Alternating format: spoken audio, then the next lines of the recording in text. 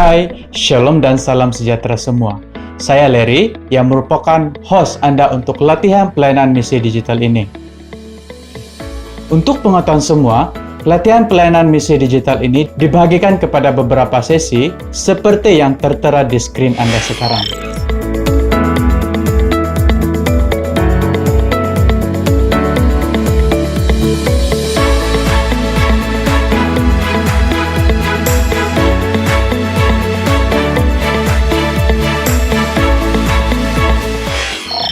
Anda boleh merujuk bahagian description video ini di bawah untuk melihat pautan sesi-sesi latihan pelayanan misi digital yang lain.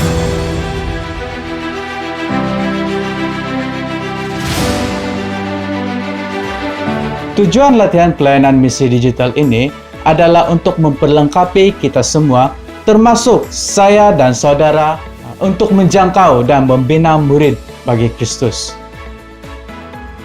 Di dalam keseluruhan latihan ini, kita akan melihat bagaimana kita boleh menggunakan teknologi digital yang kita ada untuk menjangkau jiwa-jiwa dan memuridkan mereka dan seterusnya memenuhi amanat agung.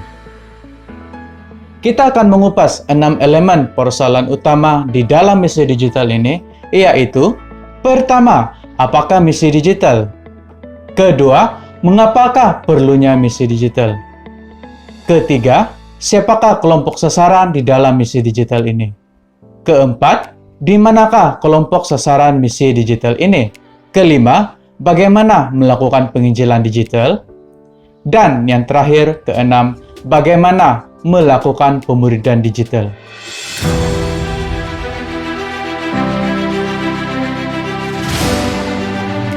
Kita akan melihat terlebih dahulu definisi di sebalik perkataan misi digital ini. Digital dibentuk daripada network atau rangkaian, community, dan juga data yang boleh diakses oleh peralatan komputer dan juga peranti-peranti elektronik yang lain. Sementara, misi pula ialah pelayanan yang dilakukan oleh orang Kristian untuk memenuhi amanat agung sebagai tindakan iman dan ketaatan kita kepada Yesus Kristus. Jadi, misi digital membawa pengertian, tindakan untuk mengungsikan kabar baik tentang Yesus Kristus dalam kuasa Roh Kudus, dan menjadikan semua bangsa muridnya. Dan seterusnya namanya dikenali di seluruh dunia melalui platform bersifat elektronik ini.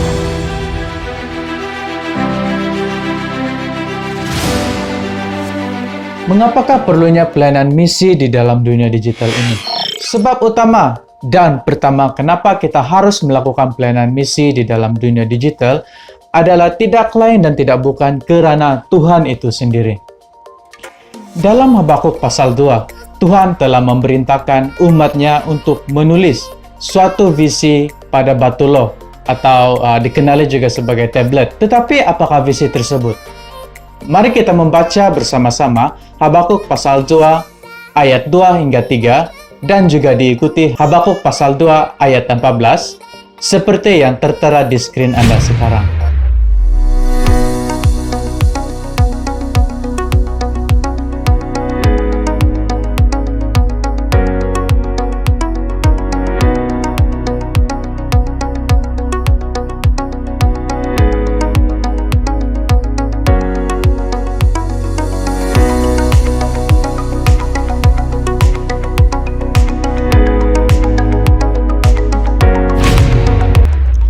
Ayat firman Tuhan yang telah kita baca sebentar tadi memberitahu kita visi yang dimaksudkan oleh Tuhan, yaitu bumi akan penuh dengan pengetahuan akan kemuliaan Tuhan, seperti air yang menutupi dasar laut. Ini bermaksud bahwa pada hari-hari terakhir semua akan mengenali siapakah Tuhan itu. Walaupun pelbagai makhluk Tuhan memenuhi bumi ini, walaupun generasi silih berganti, namun tetap tidak dapat mengubah hati misioneri Tuhan itu sendiri. Tuhan mengambil inisiatif untuk mencari kita. Kerinduan Tuhan adalah supaya kita manusia ciptaannya mengenali Dia dan bersekutu dengan Tuhan. Pada zaman dahulu, yaitu ketika zaman Perjanjian Lama. Tuhan mengutus para nabi sebagai utusannya kepada umatnya. Kemudian, Dia sendiri datang di kalangan manusia yang kita kenali sebagai Yesus Kristus. Selepas itu, para rasul menjadi saluran Tuhan dengan ungkapan-ungkapan tulisan-tulisannya kepada gereja-gereja awal. Dan firman Dia juga terus diberitakan ke setiap generasi sehingga kepada generasi kita sekarang. Kini dalam generasi yang kita hidupi sekarang, kita sedia maklum bahwa kita sudah berada di dalam era teknologi digital. Oleh itu, langkah terpantas untuk memberitakan firman Tuhan ini adalah melalui platform digital. Kita tidak perlu lagi untuk menggembara secara fisikal untuk sampai ke sesuatu destinasi. Dunia kita seolah-olah menjadi tanpa sempadan. Dan yang pastinya, pekerjaan misi juga tidak dapat dihalangi dengan sempadan. Karena dengan hanya satu klik saja, kita mampu untuk menjangkau ratusan malah ribuan orang. Oleh itu, kita dapat membuat kesimpulan bahwa misi digital yang diberikan oleh Tuhan ini dapat membantu lebih ramai lagi orang untuk mengenali Tuhan dengan lebih dalam lagi. Sebab kedua, kenapa kita harus melakukan pelayanan misi digital ini adalah karena panggilan Tuhan itu sendiri, seperti yang tercatat di dalam Amanat Agung. Amanat Agung ini kita boleh rujuk di dalam Matius 28 ayat 18 hingga 20, seperti yang tertera di skrin Anda sekarang. Dan mari kita baca bersama-sama.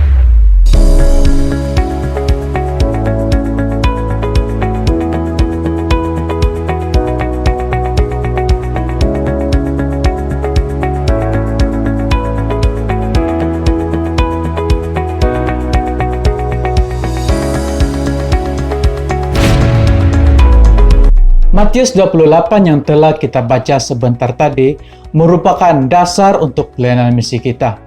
Perintah Tuhan kepada kita semua, termasuk saya dan saudara, adalah untuk pergi dan menjadikan semua bangsa murid Kristus. Dan pelayanan misi digital ini merupakan platform bagi kita untuk menjadikan semua bangsa murid Kristus, dan seterusnya kita dapat memenuhi misi amanat agung ini. Paulus yang menulis kepada jemaat di Roma menekankan satu persoalan yang kita sama-sama harus pikirkan. Apakah persoalan itu? Untuk mengetahui apakah persoalan itu, mari kita lihat Roma pasal 10 ayat 13 hingga 15 seperti yang tertera di skrin Anda sekarang.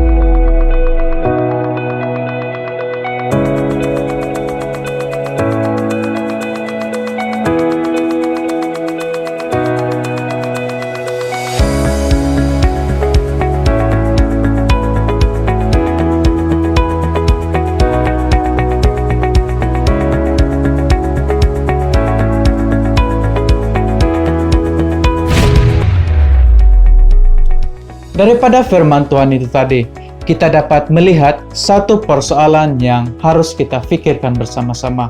Persoalan itu adalah bagaimana mereka dapat mendengar tentang Kristus jika tiada seorang pun yang memberitakan tentang Dia. Kita, saya dan saudara yang sudah mengenali Yesus Kristus dipanggil untuk memberitakan Injil kepada semua orang.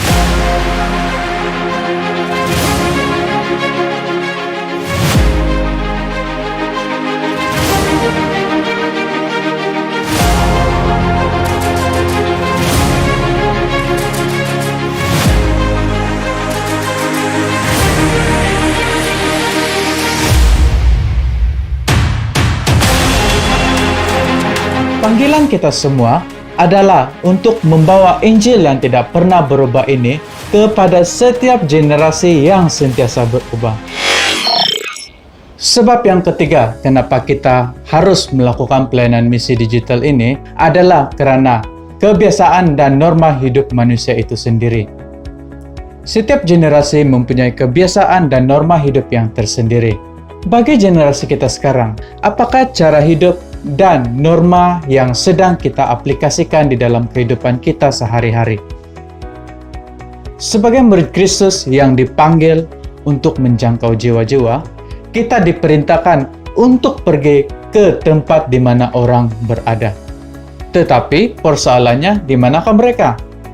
Untuk mengetahui di manakah mereka, mari kita lihat bersama-sama statistik terkini digital seperti yang tertera di skrin Anda sekarang.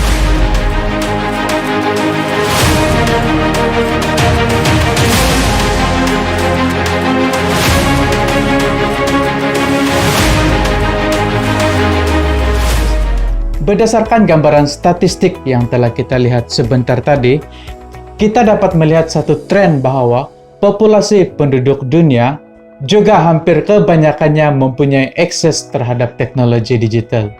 Hal ini bermaksud kita boleh berjumpa dengan majoriti populasi dunia ini di dunia digital juga.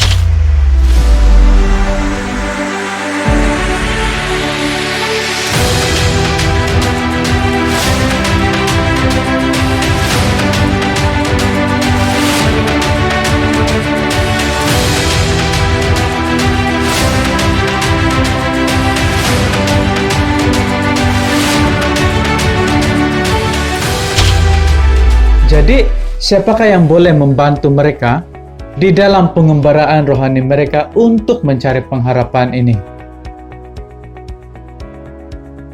Pihak kami telah melakukan analisis terhadap digital footprint global seperti yang tertera di skrin Anda sekarang.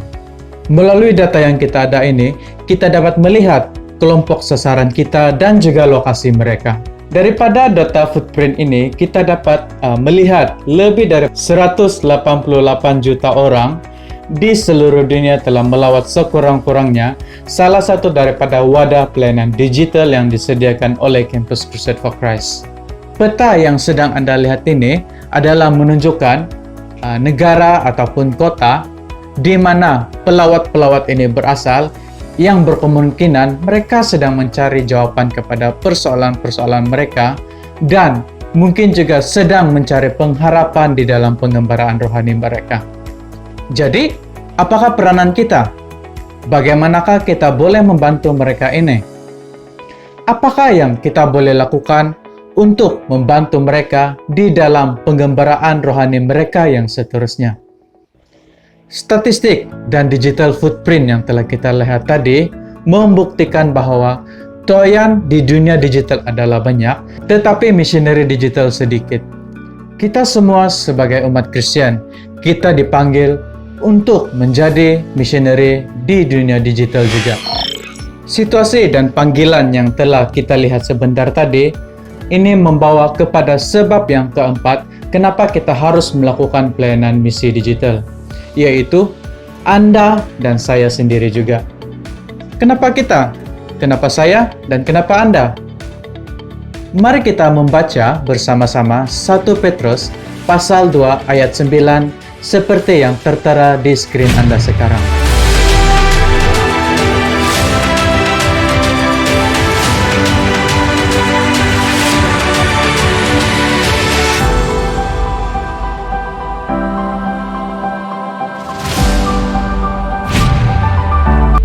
Kita telah dipanggil daripada kegelapan kepada terang. Kita juga diberkati untuk memberkati.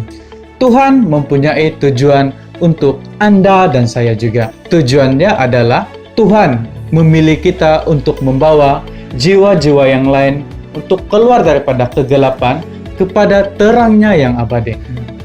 Perhatikan juga Matius 24 ayat 14 seperti yang tertera di skrin Anda sekarang.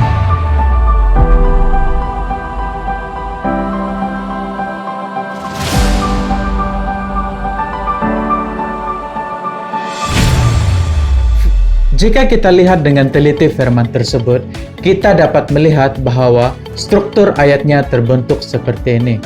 Injil Kerajaan Allah akan disebarkan ke seluruh pelosok dunia. Struktur ayatnya bukan seperti ini. Injil Kerajaan Allah mungkin akan disebarkan ke seluruh pelosok dunia. Penegasan perkataan akan yang telah kita lihat di dalam ayat tadi menekankan suatu kepastian. Oleh itu, sama ada kita sadar ataupun tidak sadar, Injil Kerajaan Allah akan disebarkan ke semua bangsa dari generasi ke generasi. Jadi, bagi kita, apakah respon kita? Adakah Anda ingin terlibat bersama-sama dalam pekerjaan ini? Atau Anda ketinggalan dalam rancangan yang istimewa ini? Sebentar tadi kita telah melihat statistik digital global dan juga digital footprint. Saya tidak pasti kalau Anda dapat mengingati semua angka-angka yang telah tertulis itu. Dan saya tidak pasti juga kalau angka-angka tersebut membawa makna bagi Anda. Tetapi, satu yang harus kita tanamkan di dalam hati kita bersama, bagi saya dan bagi saudara juga. Setiap angka mempunyai nama, dan setiap nama mempunyai kisah. Dan setiap kisah ini adalah berharga di mata Tuhan. Di setiap peranti elektronik seperti telepon bimbit, komputer, ataupun juga tablet, terdapat jiwa-jiwa yang sedang menggunakan peranti-peranti digital ini dan kemungkinan mereka sedang mencari suatu jawaban kepada hidup mereka, mereka sedang mencari suatu pengharapan, ataupun mereka mencari suatu yang belum lagi pasti di dalam kehidupan mereka.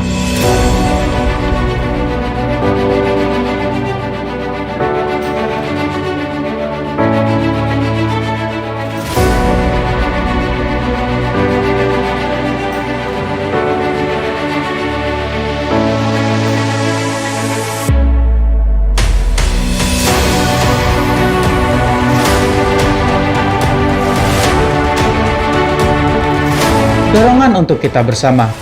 Marilah kita bersama-sama membawa jiwa kepada Kristus melalui platform digital ini. Jumpa lagi pada sesi yang akan datang.